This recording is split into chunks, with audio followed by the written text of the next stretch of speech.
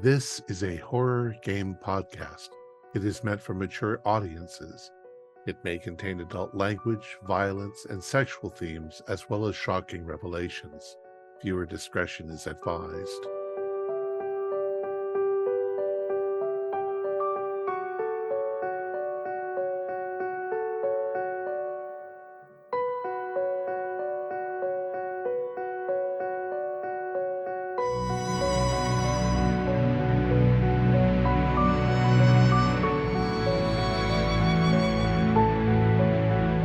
Greetings, fellow investigators, and welcome to our video podcast, Into the Darkness, where my friends and I play the Call of Cthulhu role-playing game.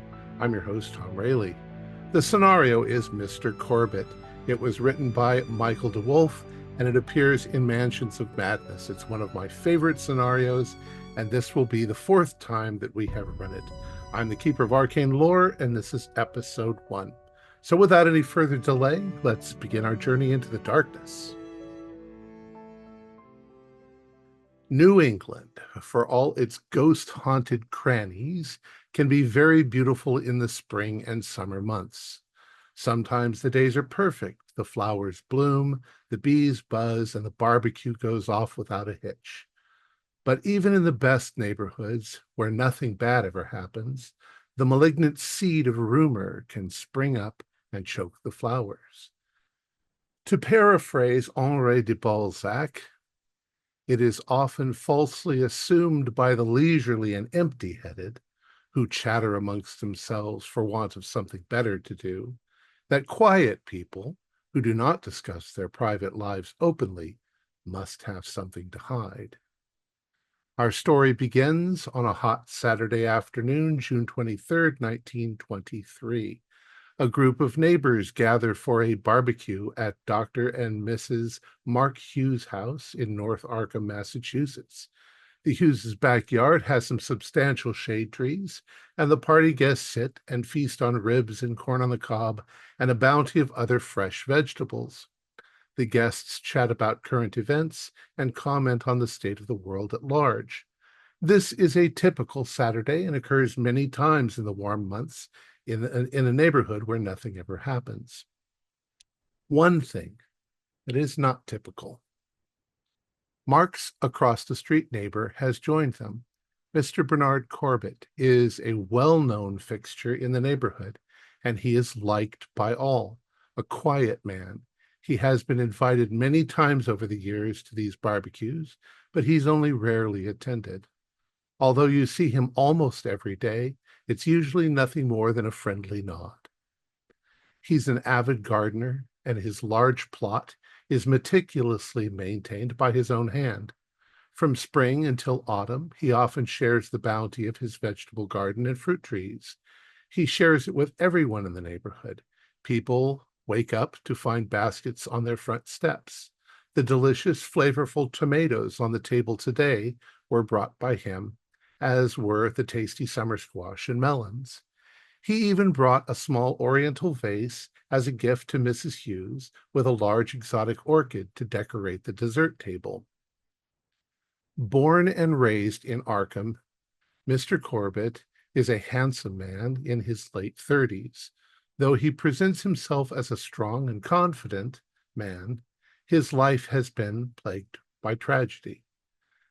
He attended Miskatonic University, but had to drop out after his father died in order to take over the family business.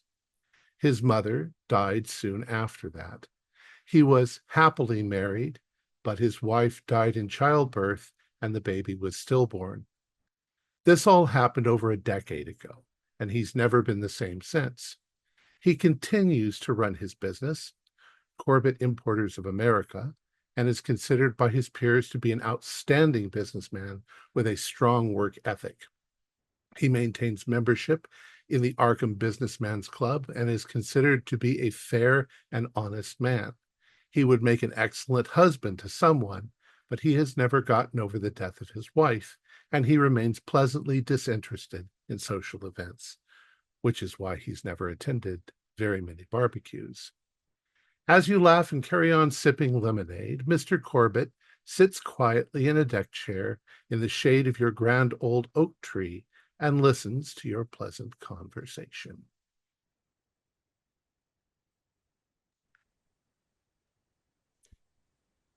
Now, you all need to start eating more because, Angela and I do not want to have any leftovers. I don't know how much more I could eat, Mark. You both have outdone yourselves. This is a feast. Thank Wonderful. you. Wonderful. The ribs are delicious.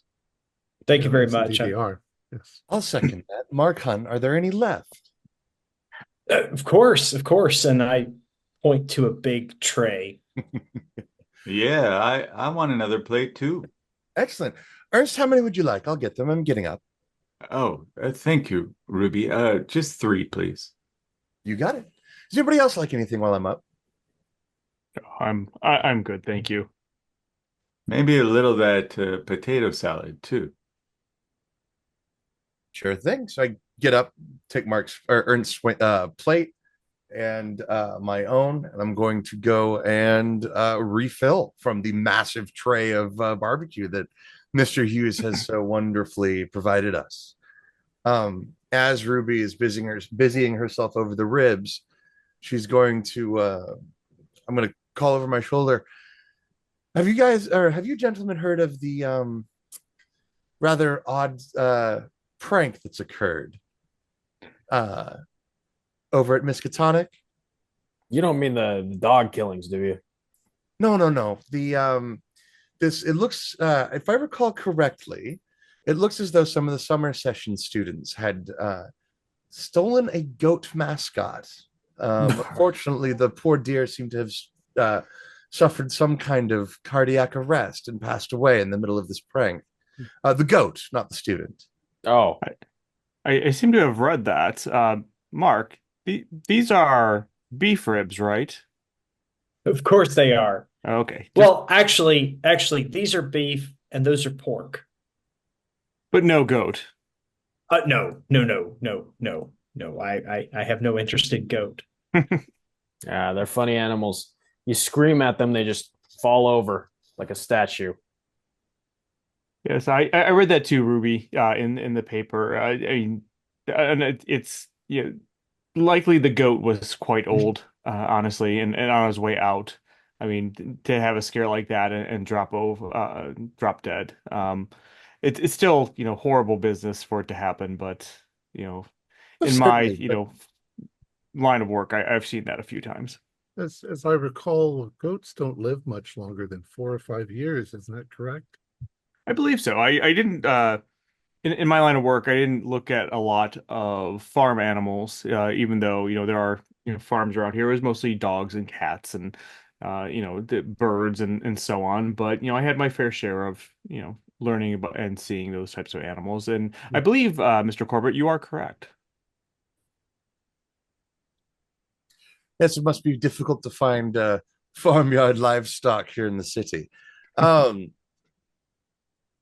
but yes, now that you mention it, the Bernie, were you the one who mentioned all of this vicious business with the jackal? Yeah, damn Satanists. The Oh, jackal? I hope that Mr. Yeah, Bernard. Local law enforcement's referred to a string of well, to be perfectly blunt, pet mutilations as having been perpetrated by someone called the Jackal, oh, or rather I the think that's one police of them have right referred to there. him as such.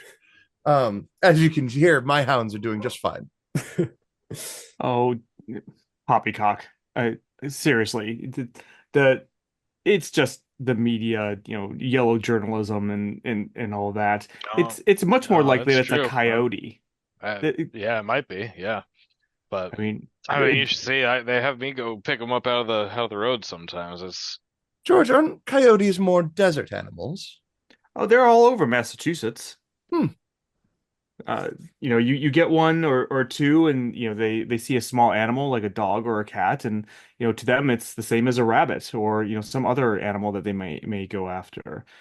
Jack, I mean, you've gone to pick up some of these animals. I mean, what condition were they in? I mean, did it look like they had been attacked? The way that the paper makes it sound, it's that they are being dissected almost. Yeah, Oof. yeah, it's gnarly. Whatever's killing them doesn't really look like they're trying to go out for food. It's just making I a mess mean, out of them.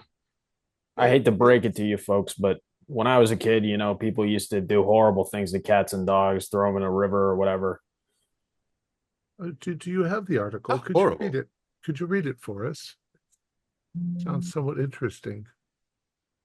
Uh, sure. And she's gonna come over and make sure that Ernst gets his plate. And she'll set hers down and pick up a newspaper nearby. Um, uh, Police confess that after nearly 2 years, they are still baffled by the mutilation and destruction of so many beloved pets. There's now some speculation that these slayings may be the part of some sort of satanic cult. People are warned to keep their pets in a safe area and not let them roam, especially in areas near Central Hospital. Previous, interesting, sorry, I've just noticed that detail. Previous suspects in this case have been questioned and released through lack of evidence. The wisest course of action is to protect our pets from the slayer of animals, who is now commonly referred to as the jackal. How bizarre. Huh. I know that Central Hospital is also handling the overflow from the sanitarium. Pardon me. I wonder Yeah, if it's far more likely that one of their people got out and is doing this than a coyote. no. I mean, it's possible. Certainly, I was going to Sounds like a madman, not a cult kind of thing. I was going to bring up the that whole issue with the water main at the sanitarium, but that only happened yesterday, and I realized as I was talking about it that it hasn't been long enough for the timelines don't add up. Yeah, but keeping all those people so close to our good neighborhood, it's a It's little not right. nerve-wracking. Yeah, Yeah, it's maybe not right. Hospital I isn't think built yeah. to keep them locked in there like they need to be. I'm sure most of them are harmless, but I understand the concern, Ernst. Note too that Central Hospital is not particularly near where you guys live. It's in town, but it's on the other side. Um, well, that's quite upsetting, quite disturbing. I don't read the newspaper very often. Can't say I blame you, Mr. Corbett. Really? It's not usually full of things that fill one with joy. No, one Do wants. you have any pets, sir? Oh, well, Lucy, my cat. But she's one of those few cats that's quite reclusive. She doesn't like strangers, and she tends to hide a lot. I see her every once in a while poking her sweet little nose out, and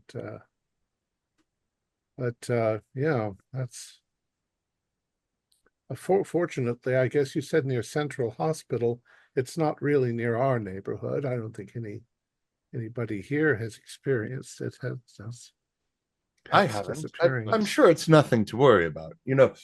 Um, these reporters often, can can uh, have their imaginations run away with the story, as it were.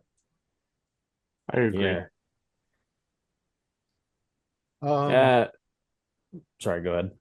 I was going to say, so as the afternoon goes on, within maybe 10 or 15 minutes, Mr. Corbett um sort of takes Mark aside and he says, thank you for having me. The meal was exquisite. Your wife's cooking, as always, is amazing. Your barbecue. I'm afraid I'm coming down with a bit of a headache. Oh no. So I think that I will quietly bow out so as not to cause the precipitous dismissal of your other guests. I'm just going to go and lay down for a while, if Okay. you don't mind. No, no, no, no. I don't mind at all. Please, please take your leave. I hope you get feeling better. Um, Would you like me to check in on you a little bit later? Oh, I think I'll be fine. Would you like me to Tomorrow- walk you home, Mr. Corbett? It's just across the street. I was trying to avoid anybody else hearing. Oh, I'm sorry. But thank you very much for having me. I'll just sneak out Very welcome. and go. You're always welcome. I hope you come back soon. Thank you. And he leaves, and you see him walk across the street, go to his house. Do a spot hidden for me. Just Mark. I guess those of you who can sort of see around the side of the house, you can sort of see too. As he goes. Yeah, I am too busy tending to my guests to notice anything. I got a regular success. Okay. You just notice that as he goes up onto his porch and he goes to open up his door, he seems to have some difficulty in opening the door. As if the lock sticks. He has to kind of give the door a little bit of a shoulder to get it to open. And then he goes inside and closes the door behind him.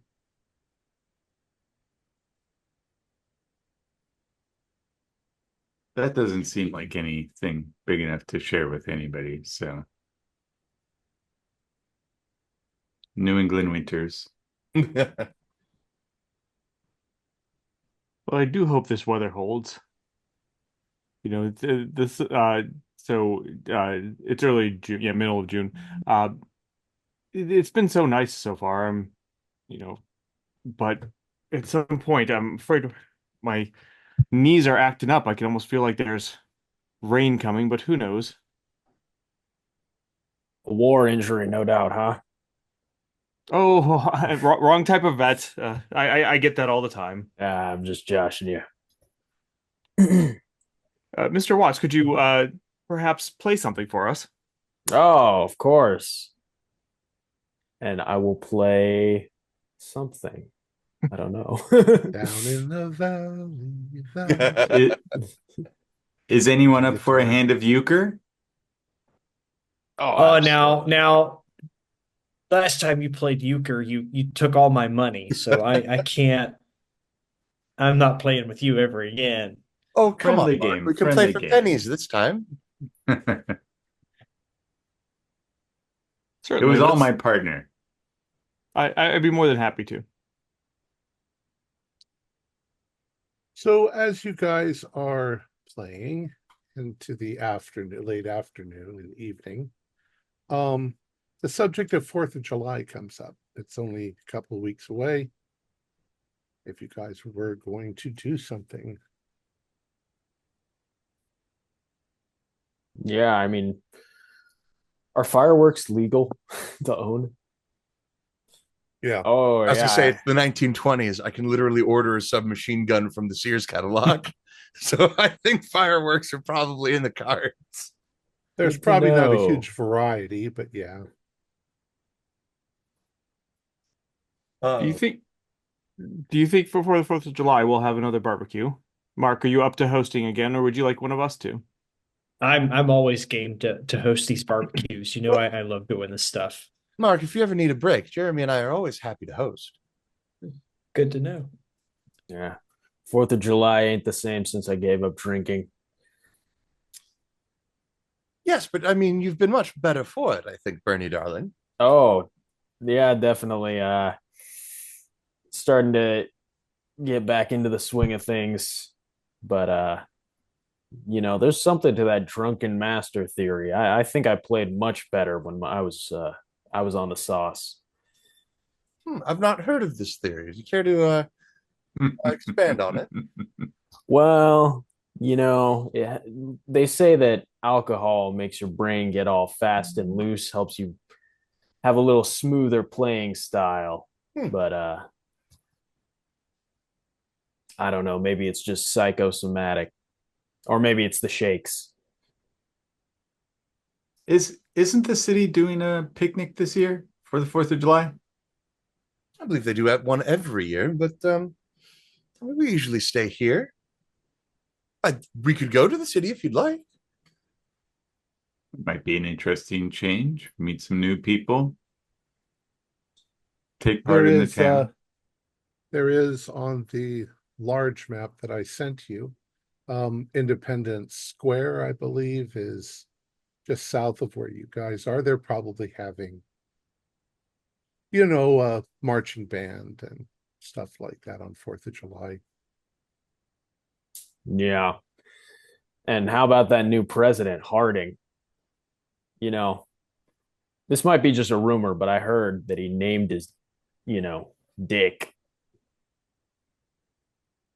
Bernie, there are women present. Me. That's true. He did name his dick. What's Oh, named? I suppose you won't stop talking about it until I ask. What is its name? Now that I think about it, I actually forgot. Let me look it up on the Rolodex. Wait, you think it might be Harding Jr.? Warren. Well, regardless, as Mr. Watts tries to figure that out, I think we may not have him for much longer with his current condition, according to the papers, and it's such a long voyage. I've never been up to the Alaskan territories, but I have to imagine from what I've heard, it's quite difficult travel. Jerry. Oh, It was a German kielbasa. you'd have thought he'd have come up with something a little more creative. Yeah. I certainly hope the president doesn't have another run of the Spanish flu. That was a terrible thing. So I'm really happy that you all have enjoyed my party today. I was wondering if you all were available tomorrow night as well. Angela and I have been talking. We'd like to kind of host a little card game, maybe a good gin rummy session, if you guys are up to it. Well, that sounds like fun. Unfortunately, I think Jeremy is once again pulling a night shift at St. Mary's. But if you wouldn't mind, I'd like to attend. Excellent. I thought you didn't want to play cards with me, Mark. I don't want to play euchre with you.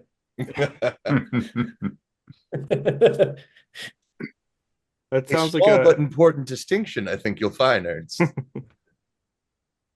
So after a while, after dessert and after an enjoyable evening, you guys call it quits, and you take your leave of Dr. Mark's home. Is there anything that you would like to do? Tomorrow is Sunday.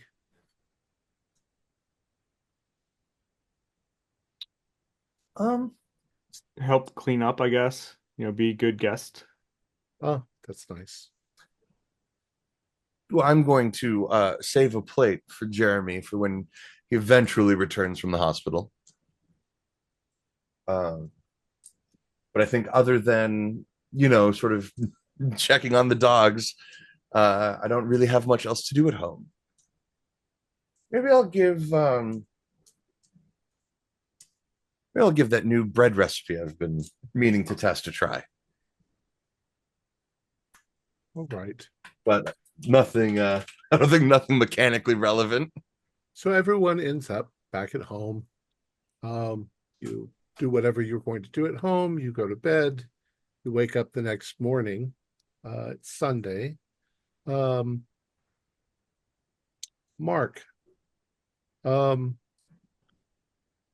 now you've lived across the street from Mr. Corbett for a long time. He is a man who follows a routine. He does it every day. You know that that yesterday morning before he came to the party, he mowed his lawn, he trimmed his hedges, and as if they needed them. They're always absolutely perfect. But he likes his garden. He likes to garden. On Sundays, he gets up and around 8 a.m. on the dot, he gets into his car and he drives away.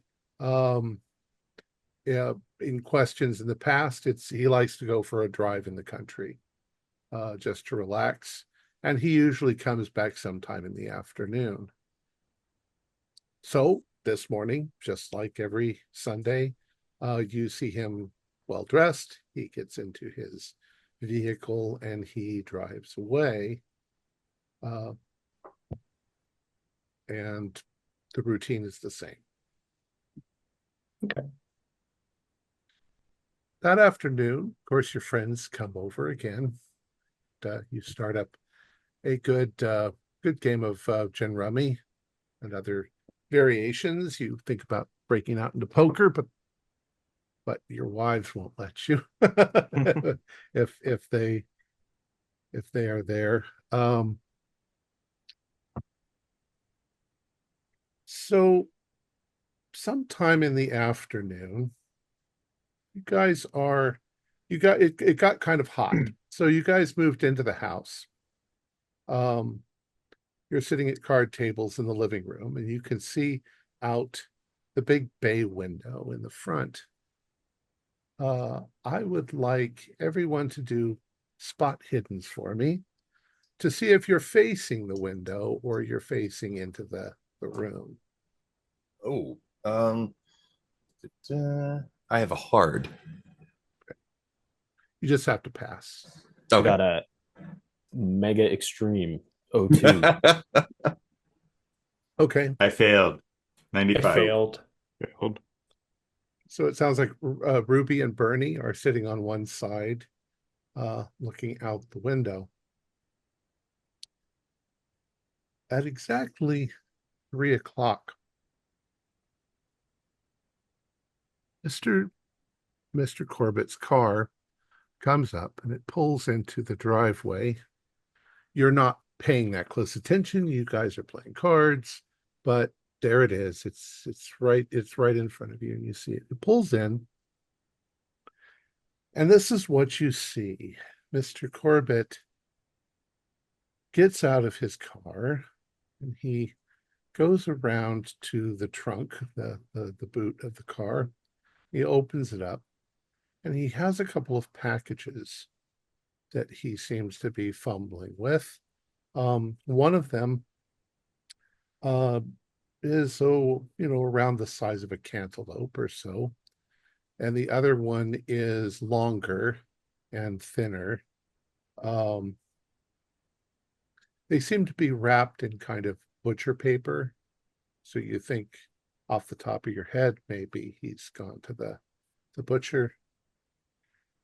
He closes the trunk and he walks around his car and he goes up onto his porch. And once again, as he goes to the door, he sort of fumbles with the lock for a moment and he accidentally drops the packages. They hit the ground, the round one. It rolls to the steps and pops down a couple steps and lands on the grass. The other one hits the ground and sort of partially unwraps. And as you're looking, once again with disinterest at what's happening, you see what's inside the wrappings. And at first, your first thought is it a fish? Is he going to have fish for dinner? It's kind of gray, fish-like. And he quickly turns. He picks up the round one and moves to his door and picks up the other one. And just as he's picking it up and kind of fussing and trying to open the door, the fish-shaped sort of thing, the gray thing, sort of flops.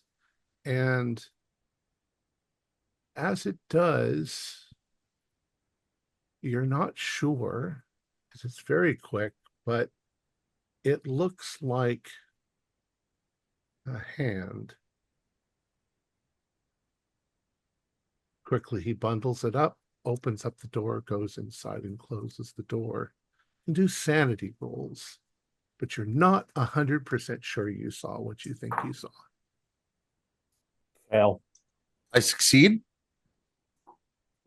If you succeed, just take one. If you don't, take two. And you definitely jump a little Was that a fucking hand? Uh, Ruby is mid drink and almost aspirates the cocktail that she has because this liquor was definitely secured prior to the prohibition. Is there something wrong with your hand, Bernie? My cards are fine. You Yeah, bet it's a hand. I won. Oh my. No. You saw that, right? And I'm gonna look over to Ruby. Um, I saw something. I think I have to be mistaken. Um, sorry, gentlemen. Mark, do you have a towel? I've managed to Oh yeah, yeah. off all over the card table. Here, What? Yeah. have my and he hands over like a cloth hanky for you. Saw Well, saw thank you, what? I believe the old man just carried in a severed hand into No. his What? place. Who? That's Bernie. what it looked like. Corbett, Mr. Corbett. Why would he do Spin that? spin Bernie, we around, have look to be over at his mistaken. house. There's no Is way he- Mr. Corbett's bringing. I'm sure it was some piece of fish or something like that we must have mistaken. That didn't look like a fish to me, honey. Despite your familiar tone, Sorry, I'm a jazz man. not entirely. I don't entirely disagree. Just saying it makes me feel a little bit like, well, a little unsettled. I'm sure it's nothing. Yeah, I mean, I guess there's a reason. Maybe he's into anatomy. You two are joking with us, right? Yeah, come on. No, I very much looked like a hand. But But Bernard it is couldn't a possibly very be a hand. normal, simple man. What would he be doing with a hand? I agree. I understand, Ernst and George. Please, you know me to be a very Oh, uh, maybe it was a statue. a That's why floppy it was, statue. well, yeah, it was a little floppy. I Are I you um know. sure it wasn't a fish and you just saw the tail fin? I No. am I understand them. I want to believe that it is a fish, but it did very much look like a hand. Well, if he does have a hand, it's as Bernie said, it's probably from a statue. He's probably got a very good reason for having a statue. He's a very stand-up man. I mean, agree with you there. What does he do again? He's in imports, right? So that would make sense that he would be importing some type of statue. You know, do you think he's importing some sort of like shrunken hand? Have you been reading those pulp magazines again? Well, You gotta know have your that vice his somewhere. you know that his import stuff is Asia, India, Asia, Oriental stuff. That could be it. You know, they And make he has brought in some rather gruesome looking statues before, but no, this I think this was quite different. Anyway, why don't we get back to the card game? Yes. I'll Angela, let's go to the kitchen. We'll get these gentlemen ladies some additional drinks. Um while everyone is sort of resettling, Ruby's I'm gonna lean over to Bernie and go, no, that was definitely a hand. That was a that's what hand. yeah, I'll be like, that's what I think. Um, And what was the bigger one? that spherical one? Could I mean, did it bounce? Was it more like a ball? No, it rolled. It rolled and Okay. hit the Kinda- stairs. You can do a call it. We'll call it spot hidden just to see Sure. if you interested in any more details. I got a 10 out of 60. So an Nice. extreme. Neither one was very big. Well, Wasn't you as said- big as your arm or anything like that. Bernie, I couldn't say. Oh,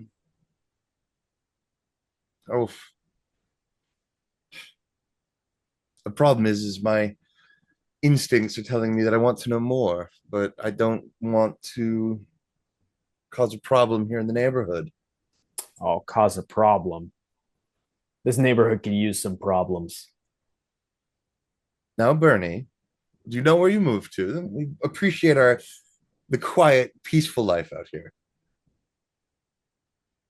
Boring life, more like. You moved in, need I remind? Yeah, it is true. This place has helped me. Nonetheless, well,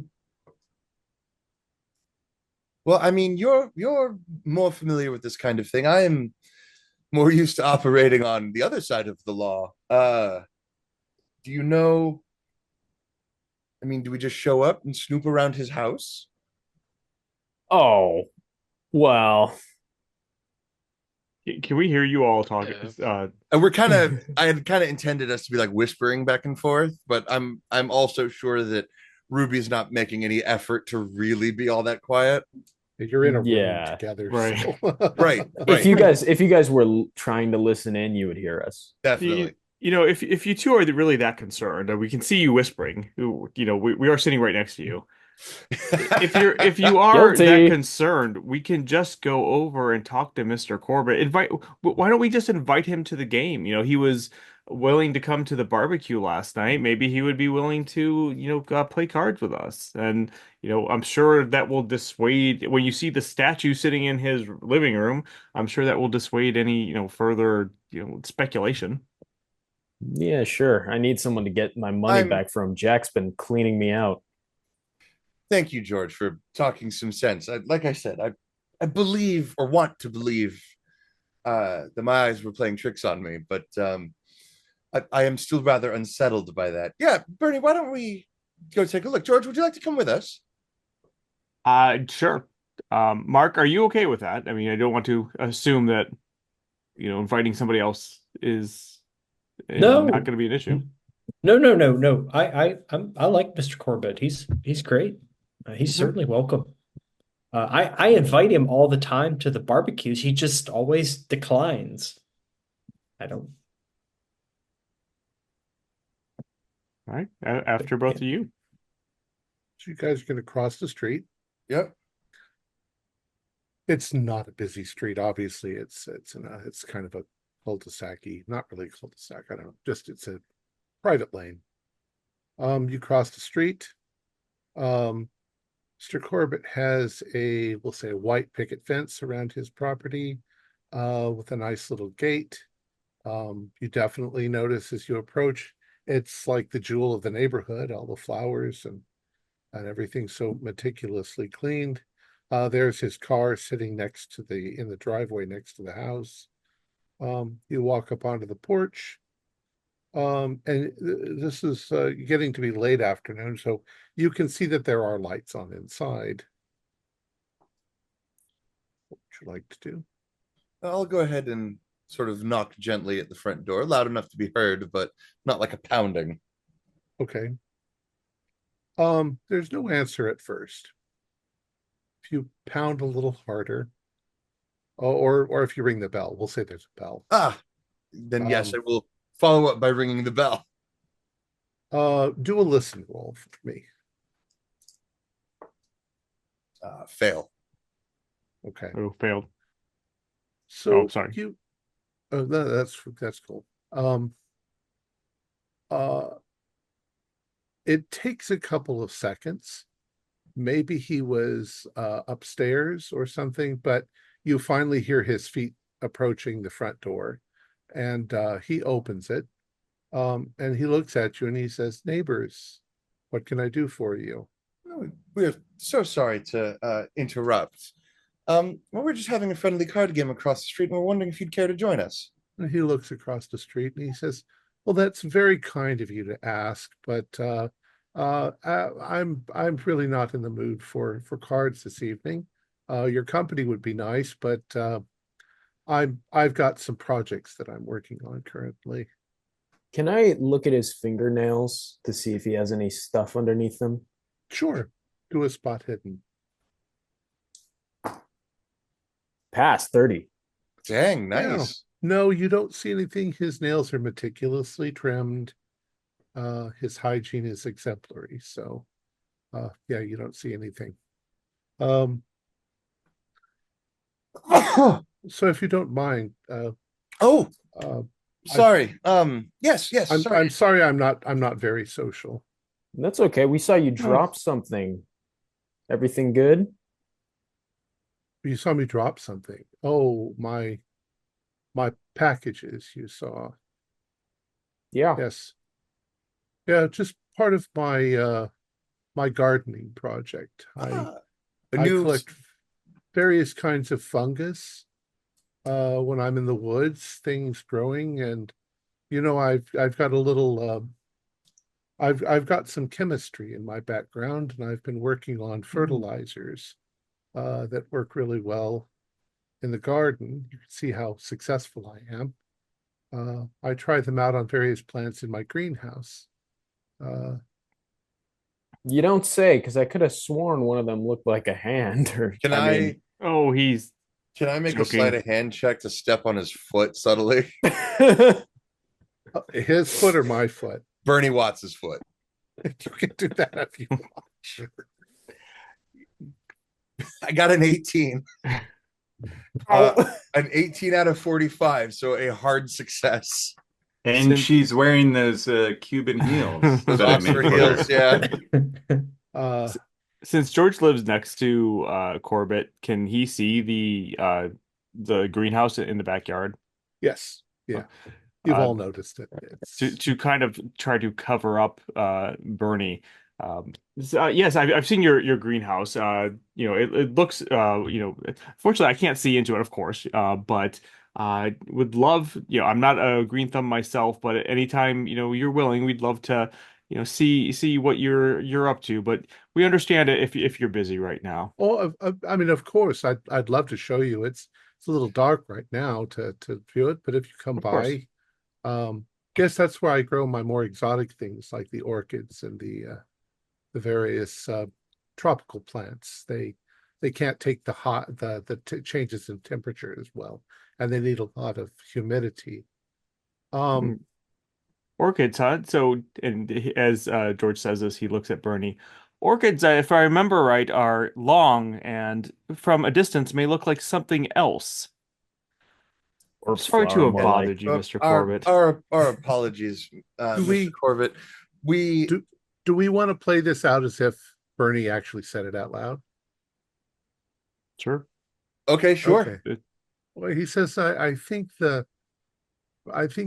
Bernie, what you saw was a bracket fungus that I had harvested this morning in the woods north of here.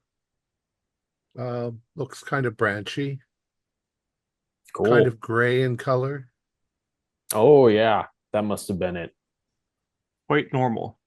So, Sorry Yes. to bother you, Mr. Corbett. You could I hope you can forgive us. We were I was certain we had misseen something, but you could also understand our fright at having misinterpreted what we were seeing. Oh, I see.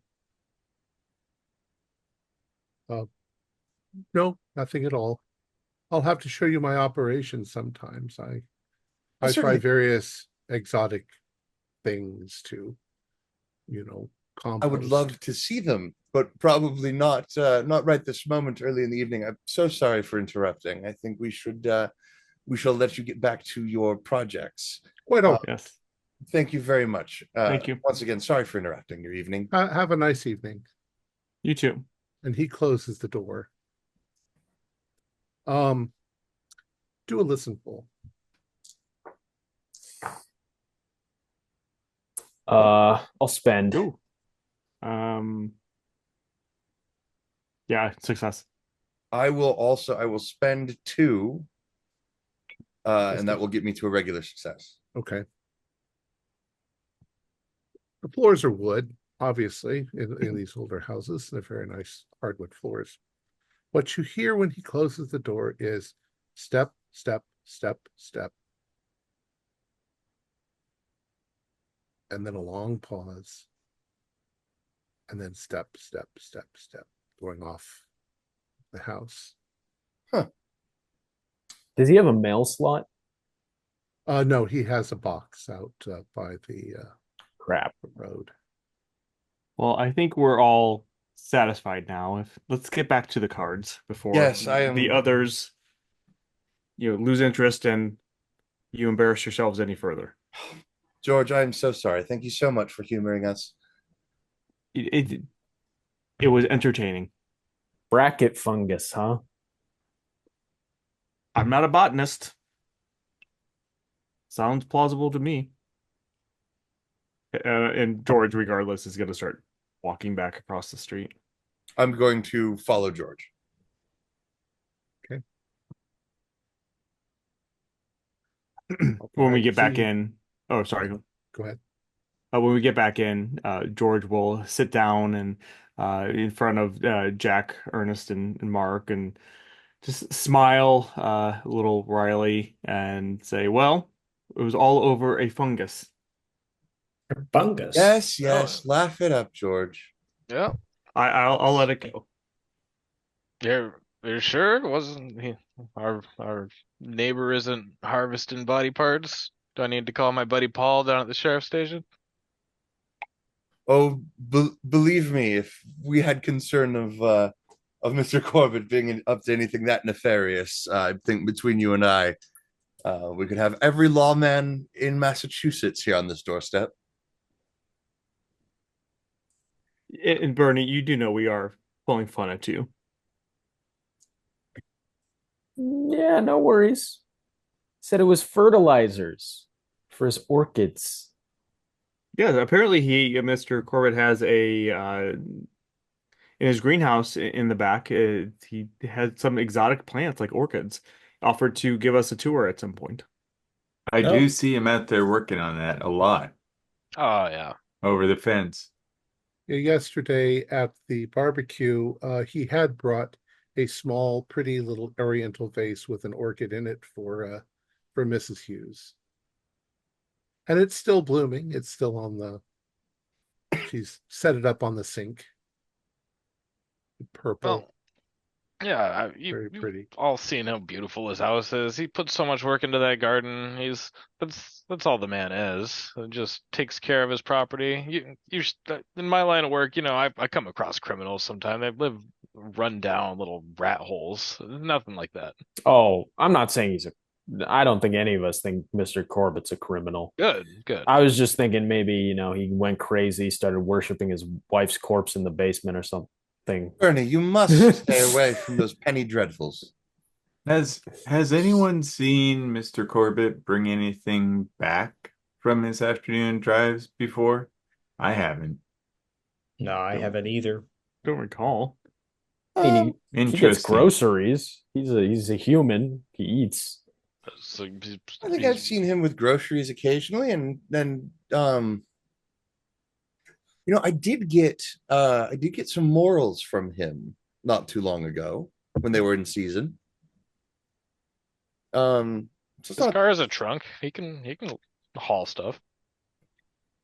I mean, he's also a free man. This is like I said, Bernie, I think we're being a bit silly about this whole thing.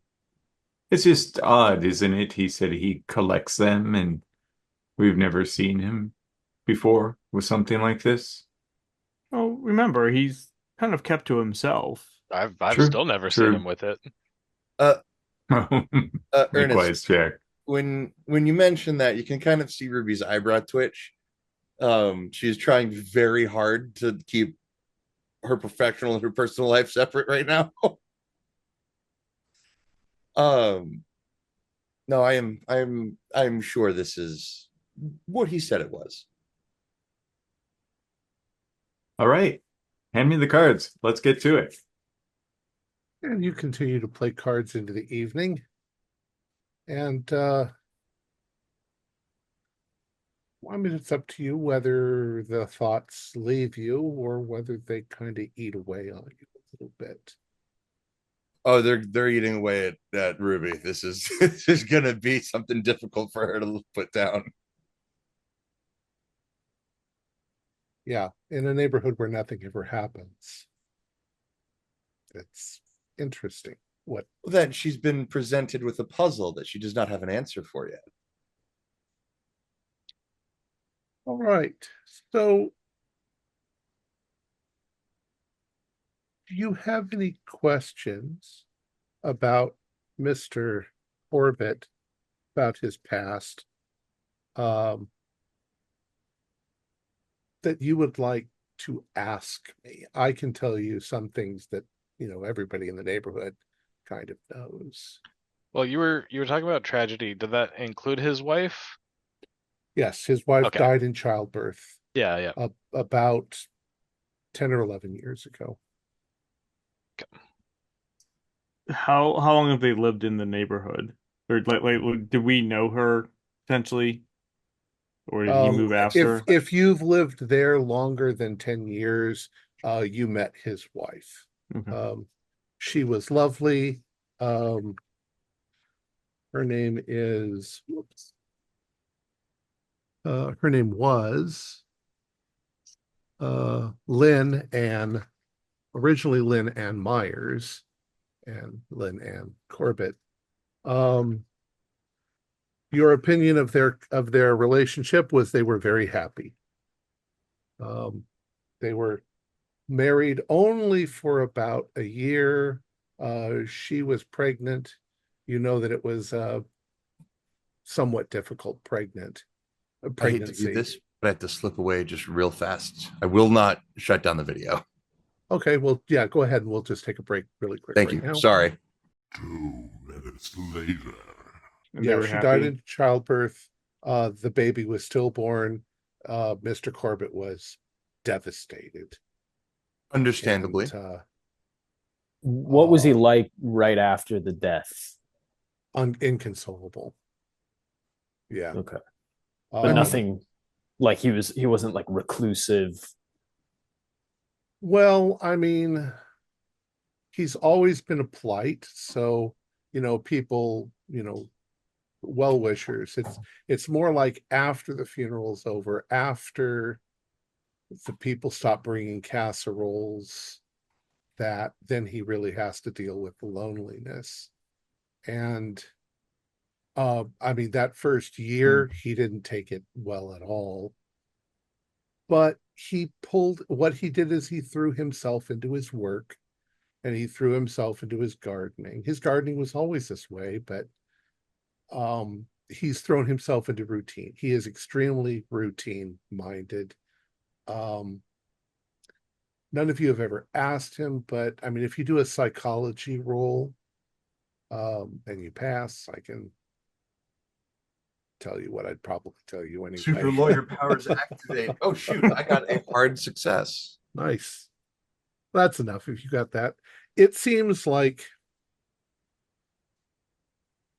you know, he probably thinks that as long as he keeps everything in perfect working condition and in perfect routine, then nothing can go wrong, and it won't be his fault if it does go wrong. So Not, it's a kind of a not an uncommon response to tragedy. right.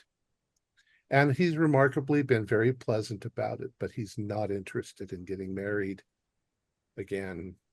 He would be an extremely a bachelor that there's a lot of women that would like to marry him. He's perfect, but he's not interested. About how old is he? He's in his late 30s, Okay. probably pushing 40. So he was probably, married in his late 20s. Are we still all at the card game? Yeah. I think after maybe a little while, George just kind of says, I want you all to understand that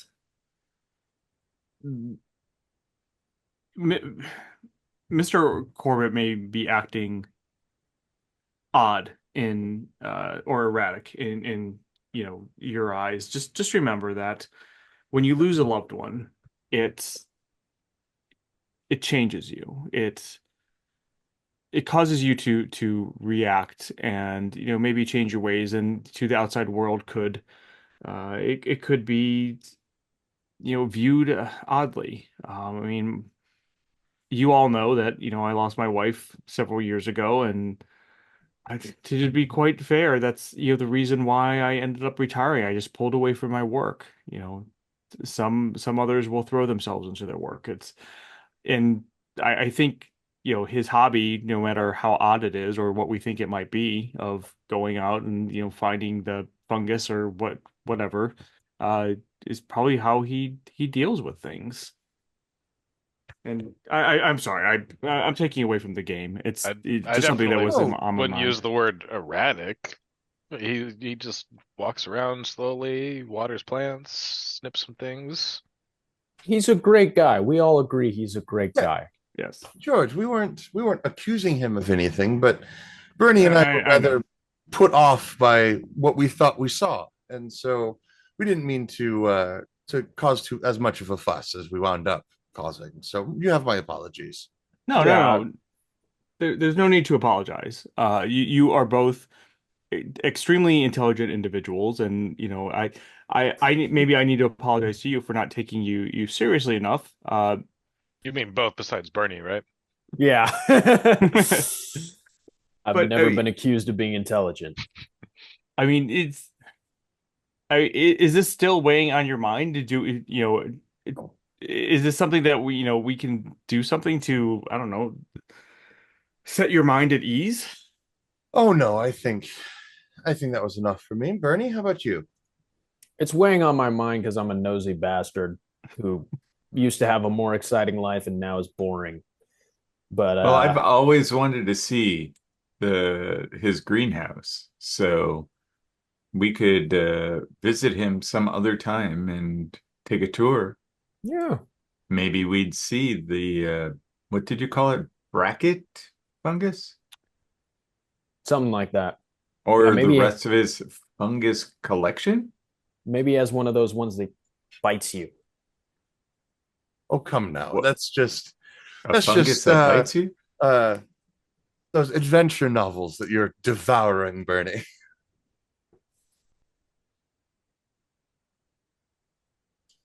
Right. So the evening waxes on, and you guys finish up, go home. Tomorrow is Monday. It's a work day. Let's go around the room. Where you guys work, or what do you do on Monday? George. I think George would just be doing chores around the house. He tends to have the weekend to do other things because he's retired. He doesn't have to use the weekend to do housework or work around the yard. So he's probably doing that. Okay. Ernst. Well, Ernst goes by the shop. Lance mostly runs it now. He just stops by to check and make sure everything's okay in case anybody's got any special orders that need his skills to do. And then after he stops by the diner and reads the paper and talks to Okay. folks there. So we'll say that your place is fairly close to where Mr. Corbett works, and you do occasionally, you've noticed in the past that at precisely 12 p.m., he leaves his assistant manager and employees, and he goes to lunch, we'll say at the same diner that you do. He always sits in the same seat. He always orders the same thing. So we'll get back to you. That's where you'll find him.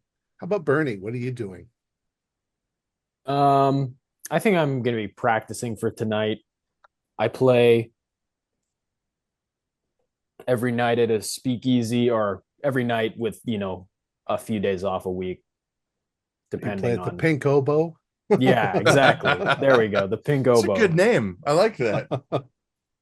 downtown. And I'm going to be practicing, and then I might hang around outside my wife's work, trying to get up the courage to go in, but not being able to. Is that your ex-wife? Ex-wife, yeah. Okay. Mark? Monday brings a new work day. So we will open the shop by or the pharmacy by 9 o'clock. So we usually will get there about 8:30 or so to get the shop open and ready for business. Okay. Your shop also is not too far from, you guys work in downtown, so Yeah. you're all right there. When do you take your lunch? I usually take my lunch a little later to kind of accommodate people that are taking their lunch to come to the pharmacy. Okay. I'd So say that a lot of times then as you are going to lunch, you see Mr. Corbett walking along, going back to work. Okay. Ruby. Ruby works out of the U.S. Attorney's Office branch in Arkham. And so while at work, those of you that have encountered her on maybe her lunch breaks know that she can be a very different person than the person that was at the barbecue the other day. You're very professional. Yes, she does put a lot of effort into separating her personal from her professional lives. And while not cold, definitely not the warm and sunny disposition that you're generally used to during the barbecues and neighborhood get-togethers. Arkham is a small city, but it's not, a village. So there is a courthouse. There's not a lot of cases that take place though, every once in a while. And there's of course a lot of problems with the Irish mob. So that does happen every once in a while. Jack. So Jack wakes up nice and early to immaculately shave everything except his mustache, and goes into the fire station where most of the time he role plays being a hero, just ready to get up and go, but a lot of the time he's just sitting around cleaning the truck, working out, hanging out with his work friends. With the other firemen.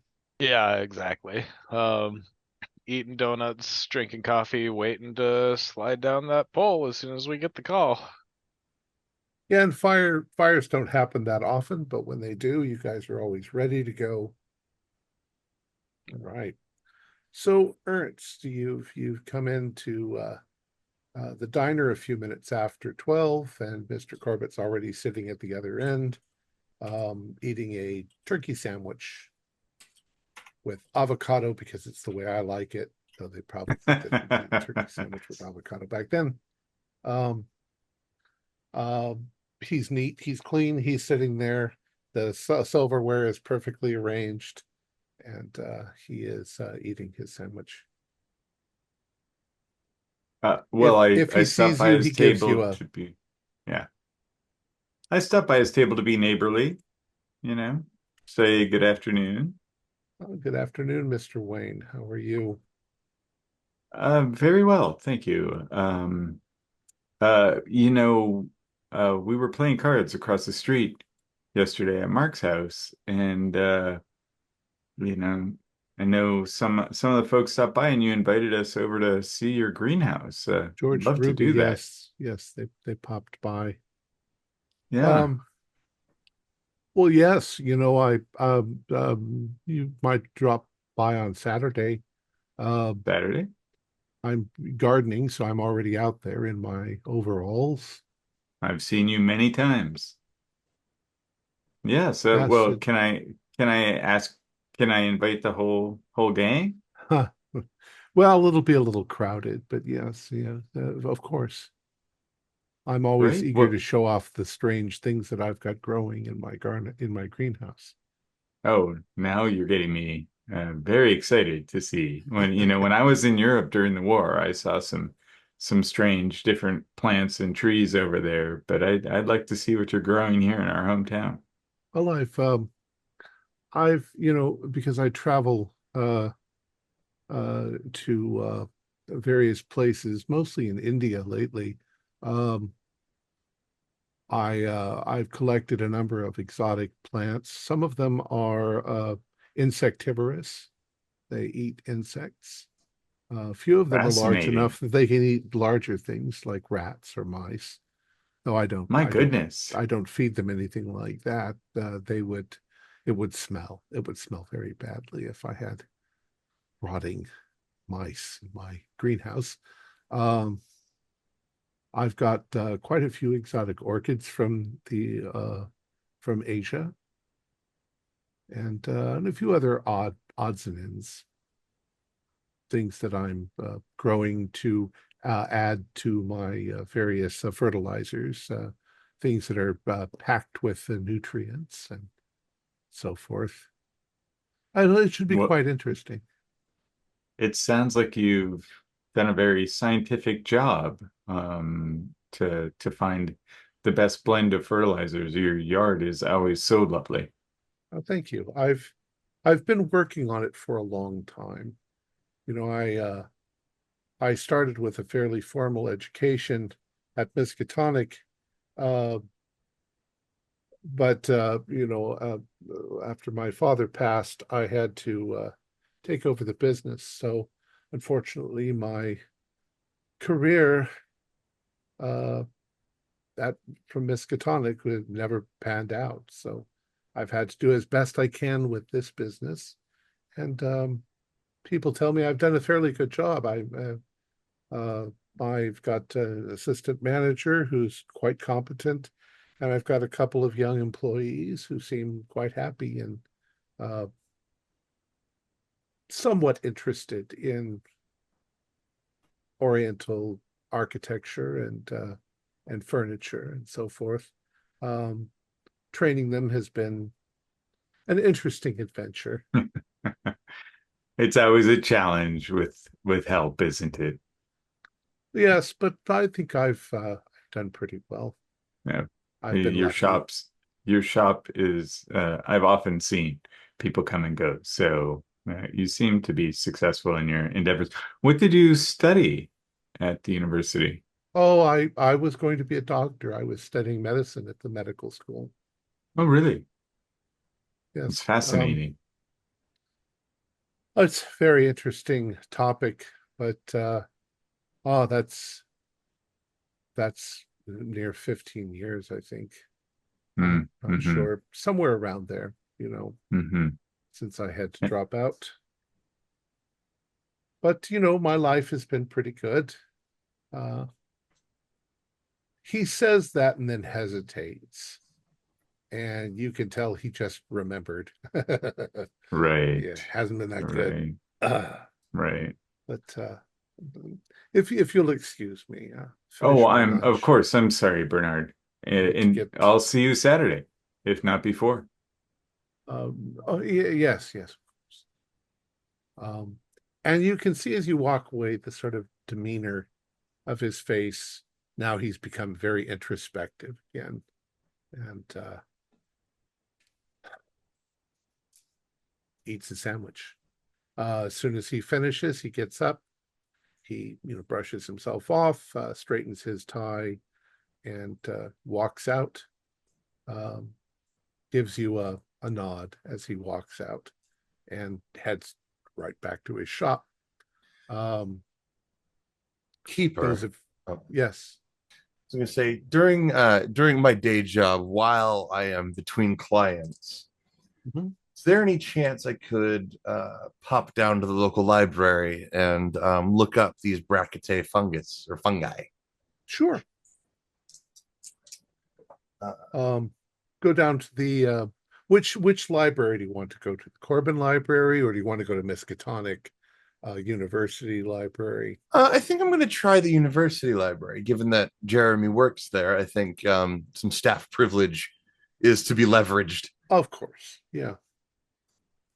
So how'd you do? I got a 38 out of 60, so a regular success, if that serves. Okay. So Yeah. what you find a number of books on mycology and mushrooms and fungus. And one of the categories is bracket fungus.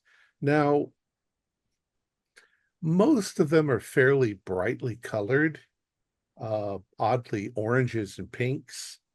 And they're kind of shaped like coral. They have fingers that sort of stick up. They're fairly small. That would have had to have been a fairly large specimen, something a bit more unusual than any of the pictures you're finding. Maybe, it was across the street, in the shadow of the porch. Maybe it was a bracket fungus and it just sort of looked like a hand. It wasn't very big. It wouldn't have been like your arm and your hand. So maybe, but it was pretty drab, and these things are usually pretty brightly colored. Since mushrooms don't have chlorophyll, they're not bright green. Right. They're bright colors. You don't see anything that matches in any of the books. But with the coral-like growths, the sort of, generally brighter colored, but examples of more, toned down coloration. That and Ruby's kind of innate desire for normalcy to reign in the neighborhood. I think that she has what she's looking for. Okay. What's everybody else doing? Who was it? Mark, you were heading towards you were heading to lunch as you see Mr. Corbett walking on the sidewalk, heading back to the import store. We'll say that he's crossing your path. Do you want to do anything? He seems in himself right now, introspective. Yeah. I'll speak to him and just, hello, Mr. Corbett. Oh, Dr. Hughes. Good afternoon. Good afternoon. How are you doing today? I'm well. You can see though that it does seem that he's been upset by something. But he tries to put on a smile, maybe not as effectively as he could. Yeah. Off to lunch. Yes, I'm off to lunch. I see you're returning from lunch. Yes, got to get back, and he checks his watch. Yeah. Well, I won't keep you. But you have a nice afternoon. Have a nice lunch. You have a nice rest of your day. And goes. You see him turn into his shop. All right. So, does anyone want to do anything, let's say, after work? Yeah. Or shall we move to the next day? I think my curiosity has been piqued by the interaction with Corbett yesterday. And I'm going to look up if there's been any exhumations, specifically in the cemetery where Corbett's wife was buried. That is a good idea. That's St. Paul's Catholic Church Cemetery, which is right next door.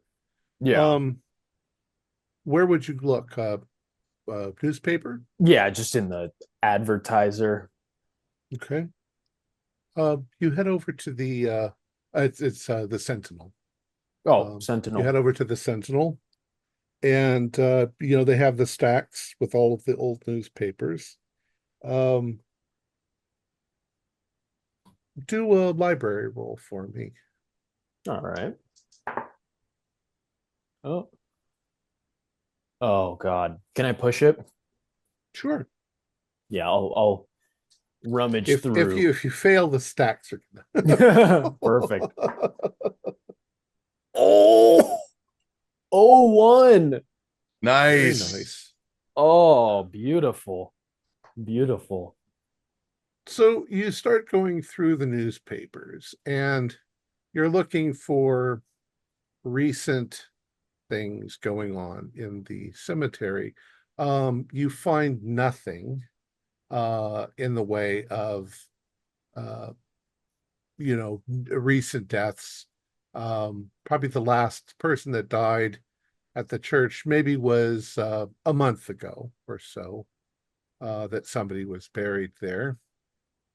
However, as you're looking through the stacks, you start looking back to see what you can find. And you find on May 6th, 1911, you do find this. All right. Oh, so this must have been from around when Mr. Corbett's wife died. Obituaries, May 6th, 1911. Corbitt, Lynn, Corbitt, Lynn Ann Myers, age 23, died in childbirth in her home. A graduate of the Pierpoint School, Mrs. Corbitt was married to a local businessman, Bernard Corbett, a little over a year ago. Funeral services for both mother and child will be held Saturday afternoon at St. Paul's Church in Arkham. Mrs. Corbett is survived by her parents, Edward and Shirley Myers, and her husband, Bernard Corbett, president of Corbett Importers of America.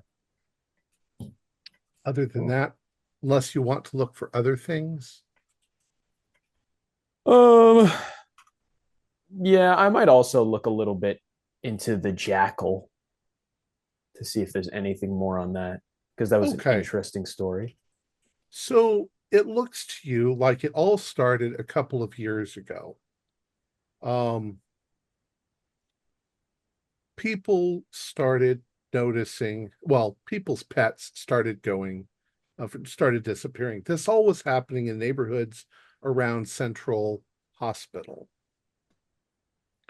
Nobody's ever caught who it was.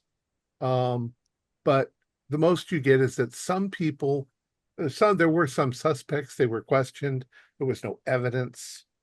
And so they were released. There wasn't anything else you could do. Do a library roll to see if you can find one of those more. Yeah, 22. Pass. Hard. Nice.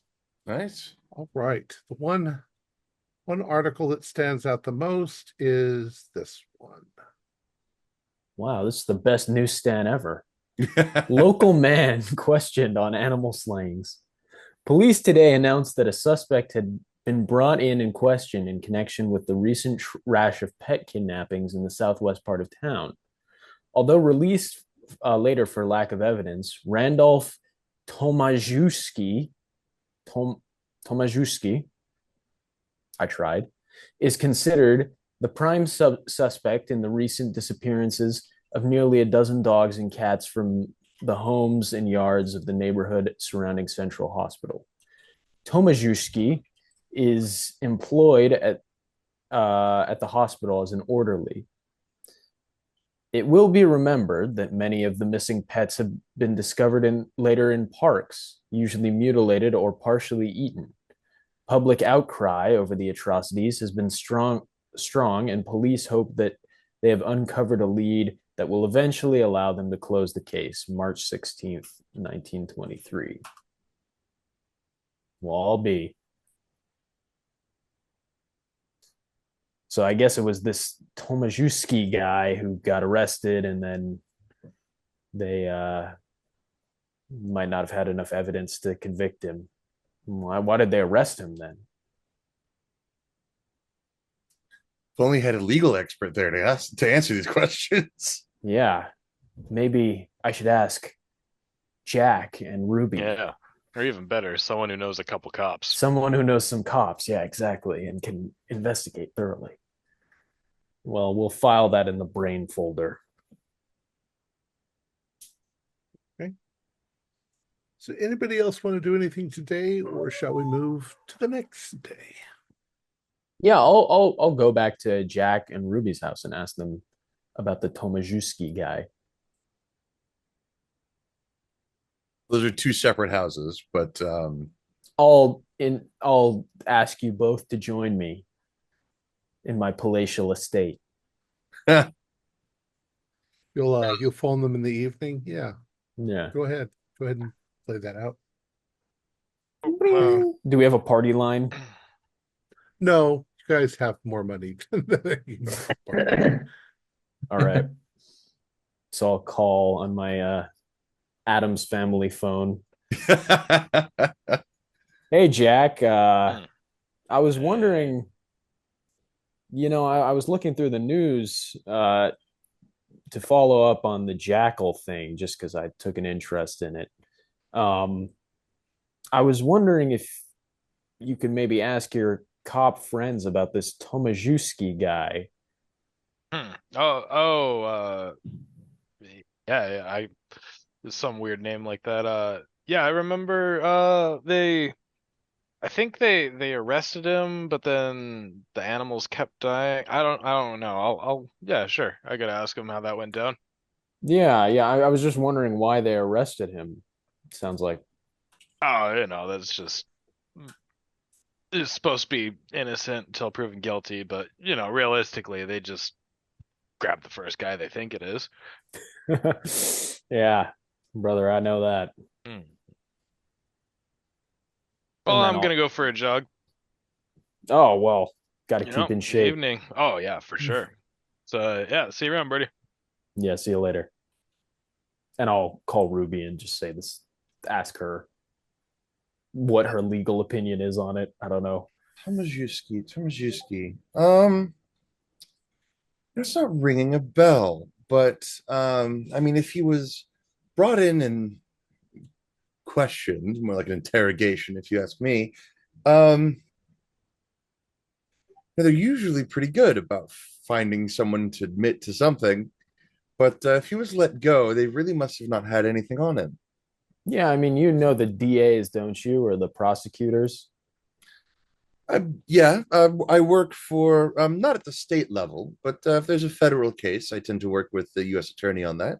Oh, well, I can reach out and see what I can find out. But you think this guy is responsible for all this rash of pet killings? I don't know. I assume they must have arrested him for some reason, or maybe they didn't. Maybe he was just a poor bastard who they got wrong place, wrong time. In my experience, it tends to be the latter rather than the former. But yeah, Brother, I can I've been definitely ask there. around. Shoot. Well, thanks for helping me out. Of course. You might have a future as a private investigator if you keep this up. Now that's an idea. All right. Anything from anyone else? I'm good at this point. Yeah, All I'll right. follow up with the cops later on, but that's not today. Okay. So we'll move ahead to the next day. It's now Tuesday. And if nobody wants to do anything, we can go Tuesday, Wednesday, Thursday. Well, yeah, like I probably have at least one like buddy who is a cop. But yeah, when there's a convenient time to have some small talk with them, I'll bring that up and try to pry some details about this Tomaszewski fellow. Okay. We'll say you got a cop friend, a cop buddy. Hey Jack, what's up? Yeah, hey Franklin, I just that jackal thing, the pet killings, been on my mind lately. It's It's been going on for so long. yeah. I mean, any new leads? I know there was a guy you tried to take in, wasn't there? Do you know who was involved with that? That Tomaszewski fella. Yeah. It's didn't stick, huh? It was the wrong guy. Well, I don't know. I don't know. There's no way that we could hold him that long. Uh, he wasn't an idiot, but he seemed to, you know, deny, of course, everything that was involved. Um, he just looked like one of the bad guys. He's got a Mm, weird tattoos, and yeah, yeah. Not American. I get.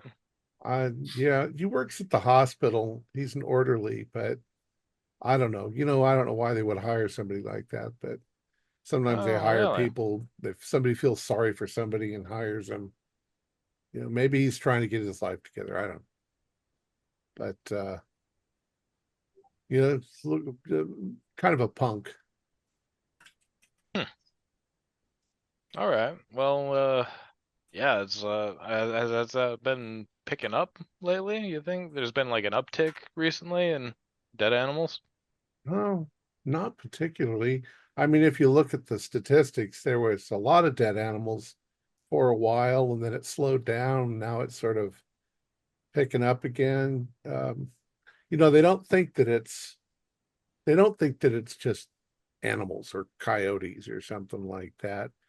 These these animal carcasses that we're finding look like they have, you know, they're cut. They're not chewed on.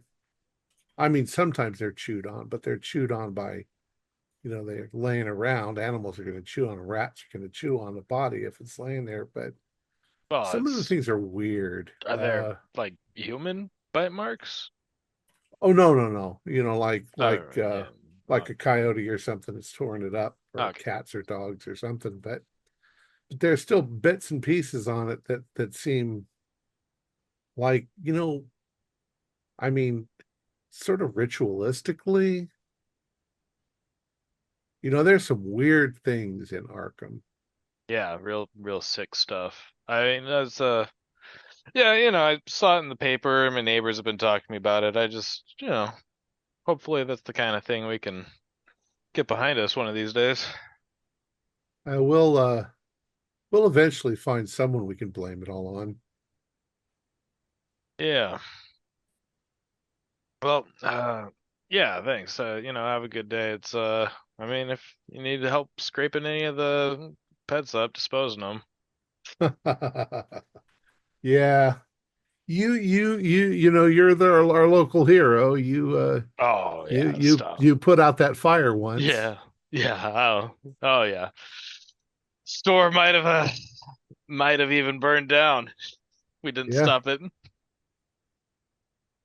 You were like a first responder on that jewelry store that blew up, Yeah, yeah. gas Well, fire. that's people choke down at the diner sometimes. Yeah. Oh yeah. And yeah, you stop those college kids from partying. That's yeah, keep up the good work. Nothing but respect. You got it. All right. Talk to you later. Right. I think at some point, George working in his yard. So, actually, question: Are there fences between each of the yards, or is it just like an open? A lot of times in New England, they don't have fences, but a few of them do. Nicer neighborhoods have, little picket fences and Okay. stuff. I think George would, just working in the yard, he just the thought of the greenhouse in his mind, he'd probably try to maneuver himself in his backyard so he can get a better view on it, mostly out of curiosity to see if he can see anything. Is the if he can do that, is the greenhouse like is it one of those that are clear, or it's more of like a translucent or opaque walls? Mr. Corbett's greenhouse has been whitewashed, Mm, so okay. Oh, it's white. It's got glass, but it's white. okay. Um, it's a fairly large greenhouse, maybe 10 feet wide and 30 feet deep, Oh, okay. with a So, peaked roof on it. Um, in the older style with the pretty little, iron work on the top and so forth. Um, So you can't really see inside, but it must be, brightly lit. It's right out in the middle of the yard, so it gets sun all day long. Oh, okay. So it's not like it's like connected to the house like No, a solarium or anything. It's completely separate. no, it's completely separate. Okay. There's probably also cold frames on the outside, where you can, start seeds and get things going. On the other side of it, a little ways away, you can see his garden. His garden is fairly extensive. Um, he's got rows of all different kinds of vegetables and broccoli and onions and the things that are growing there, tomatoes, plants, far more than he could eat, which is why he shares it with everyone in the neighborhood. He also has fruit trees, and everything is very nicely, manicured. The all of these things are connected by little gravel paths that are well maintained. There's probably a shed in the back where he keeps equipment, right on the edge of the woods. Um, and I'm going to say that the back of his property, since nobody really comes from that direction because it's woods on the other side, it probably doesn't have a fence across it. There'd be no point in putting a picket fence across the back if nothing's going to come this direction. Okay. And you can see, I mean, from your side, you get a pretty good look at his house. He's got a 2-story house, very nice, with a peaked roof. So, there's going to be an attic above that. You can see that there is a back door, a little porch and a back door. You can see that there are little cellar windows, along the bottom. There's probably one of those big cellar doors to go down, and a coal chute. And his garbage cans are around the back, near the back door. Okay. He also has probably a compost heap that's not near the house, but near the garden. It's a nice yard. Did I say fruit trees? He's probably got fruit trees. Okay. I don't think that, George would do anything else just out of, neighborly, privacy and, being, trying to be neighborly, and so on. But I think he would also go over to Mark's house, to return a tool or borrow a tool as neighbors do. And, during that process, to strike up a conversation of, Mark, the other day, I mean, you've lived across from, Mr. Corbett for a while. I've lived next to him for a while too. Did that strike you as odd that what Ruby and Bernie, thought that they saw? I mean, I've never seen anything like that. It's just been weighing on me, in the back of my mind. Yeah, I've never seen I've never seen Mr. Corbett, nor have I seen anybody else bring something to their house that fit that kind of description. Um, and I'm honestly not that familiar with the kind of plants and things that he grows, so I Same. have no idea. I agree. I mean, and the only reason that I'm still thinking about this is, Bernie can be eccentric. I mean, it just comes with the territory of, his profession. But Ruby is, she's a lawyer, and she's usually very level-headed. And for her to say that it's just kind of, striking me. Maybe I'll ask, Ernst, as well, to, to kind of get his thoughts. We're kind of the direct neighbors of Bernard. Am I overthinking this? Well, I don't know. I mean, what exactly are we worried about?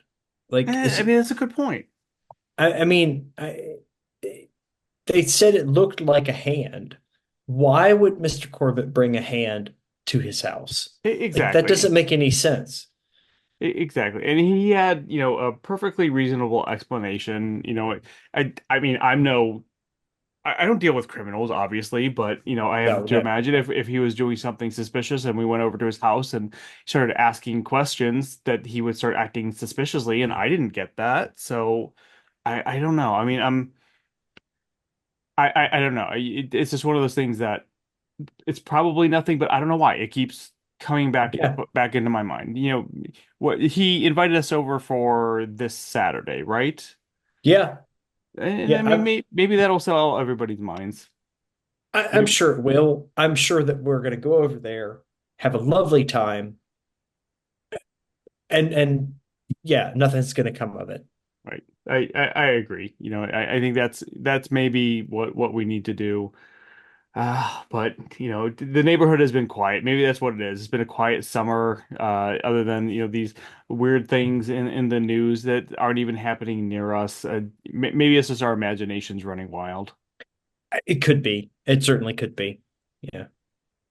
But yeah, I'm interested in talking to Ernst and see what his take on it is. It would Ernst be home at this time? This happenstance?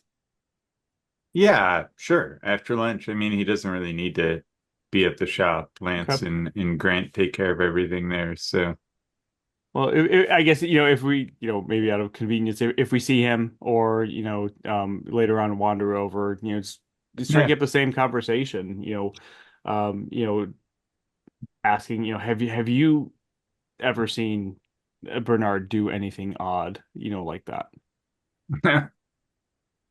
Corbett is the most regular man I've ever known, almost to a fault. You could set your watch by when he gets in that car on Sunday, Hmm. and when he gets up in the morning and when he goes to check his mail, he is the most normal man I've ever known.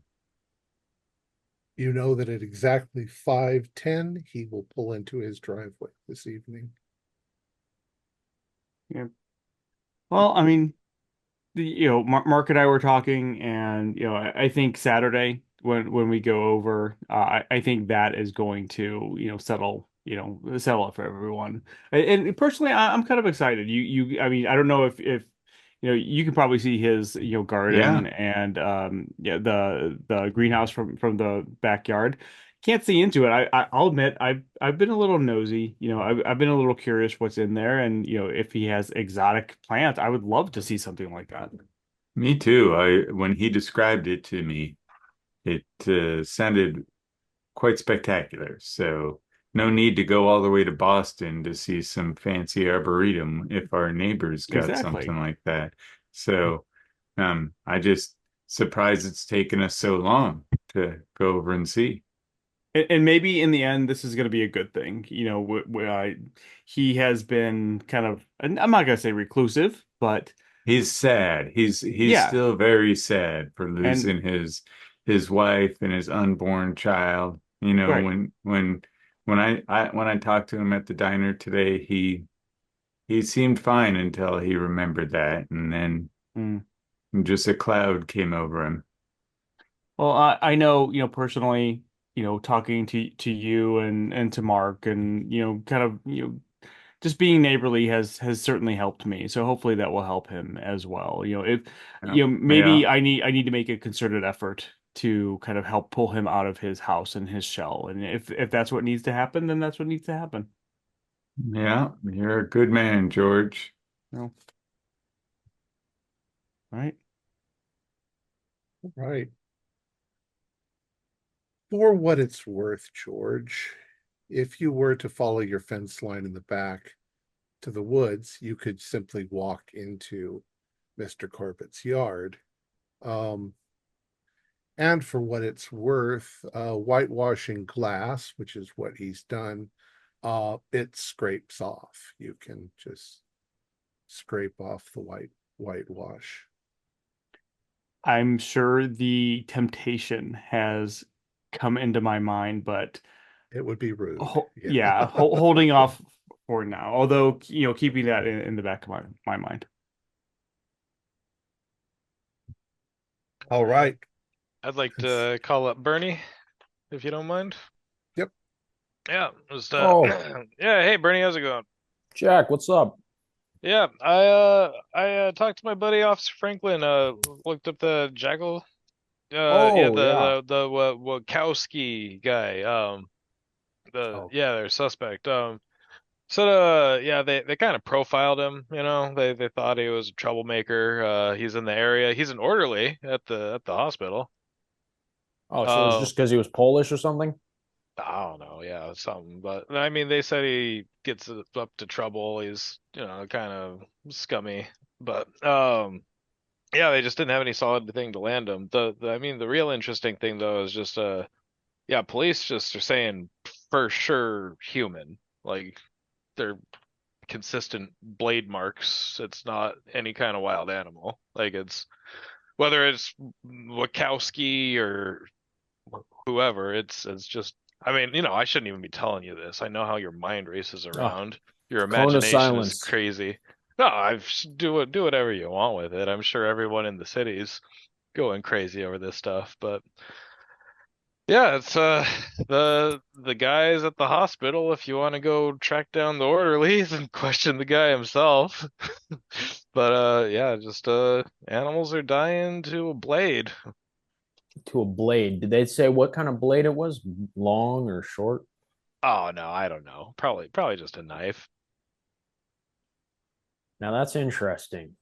Yep. So take that to your comic books, whatever you go reading.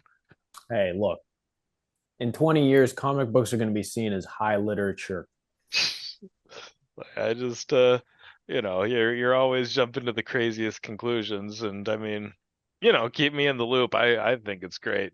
I like having a good laugh about it every now and then. Well, if you want to come down with me to the hospital, Oh, that if you're gonna go, then sure. yeah, come on, there we go. The I'll spirit of follow you around adventure. for the entertainment value, but I'll think it's a little ridiculous. Look, you don't have to say anything. You can just watch me embarrass myself. Great, great. All right. We might just have to. Okay. Okay. It's getting late afternoon. Do you want to do that now, or did you want to do that someday in the future? Right. What day is it? It's Sunday today, right? No, we've gone a few days into the future. We're probably at Wednesday. And Bernie, just you need to have a job, man. You're always losing track of the days. Yeah. Oh boy. We can do it tomorrow. Yeah, sure. Just meet me at the fire station when I get off work. Cool. All right. Does anybody want to do anything else? We can move. Is it possible to run a records check, see if maybe there's a transcript or notes from that interview with I forgot his name. Tomaszowski. Tomaszowski. I'm just gonna say that there isn't. Okay. Yeah. The most you can find is that like the police often do, and the police are not the best police in Arkham anyway. They're just looking for somebody to scapegoat, but they don't say why somebody suspected him in particular.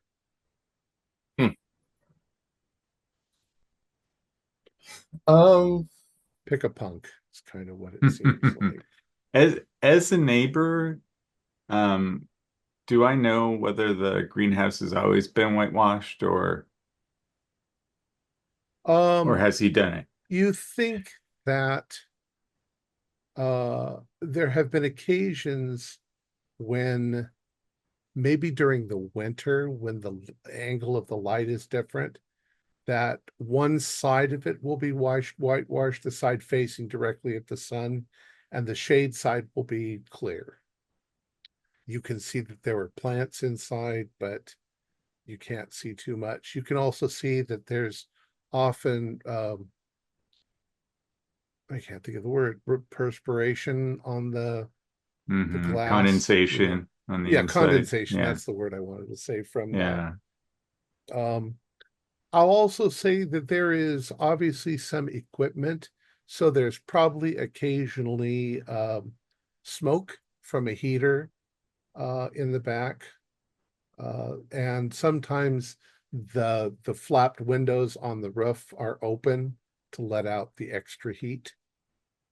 Pretty much what a greenhouse functions like. So the whitewash is pretty normal. Whitewash is just to diffuse the light so that it's all even. Right. And to keep the blazing hot sun from actually shining on the place. In the summer, these New England summers, they get very hot, maybe up into 80s. I didn't put it on any of your on the town map, but some of you might have small greenhouses if you have little backyard gardens. Actually, you probably don't, because Mr.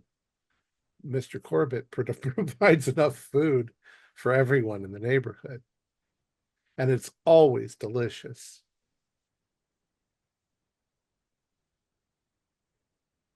Really delicious.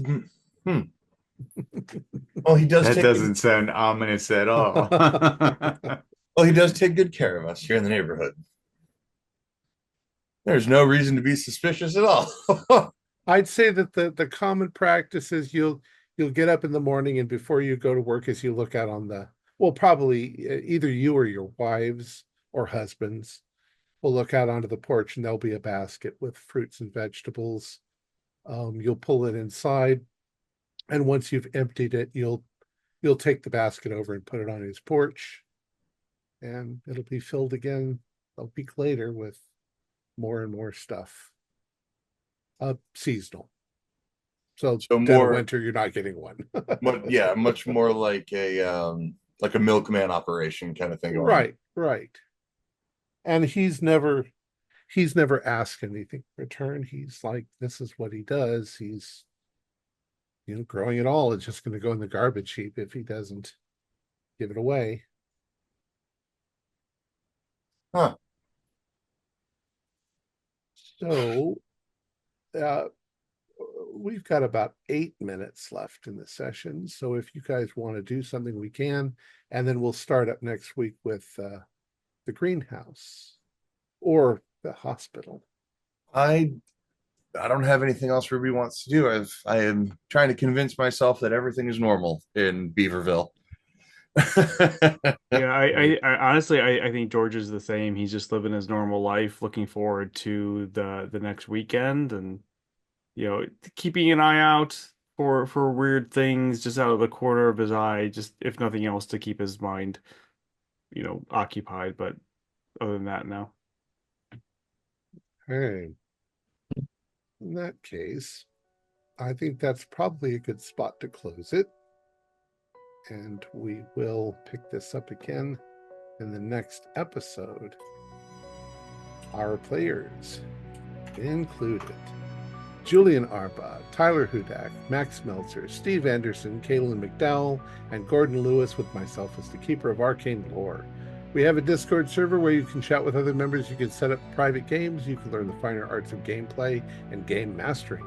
We provide audio-only versions of our shows free for you to download from Spotify, Podbean, or iTunes. Support for the show is provided by our patrons who are listed in the closing credits. If you'd like to show us your appreciation, please visit our Patreon page, or you can use the thanks button just below the screen. Like, share, and subscribe to our channel, and punch the bell icon for updates on our latest shows. And leave us some comments. We enjoy reading them and answering any questions you might have. This is Thom Raley, together with all the members of our gaming club, inviting you to journey with us once again into the darkness for another adventure into the universe of H.P. Lovecraft and the Call of Cthulhu role-playing game. Until next time, good luck and good gaming.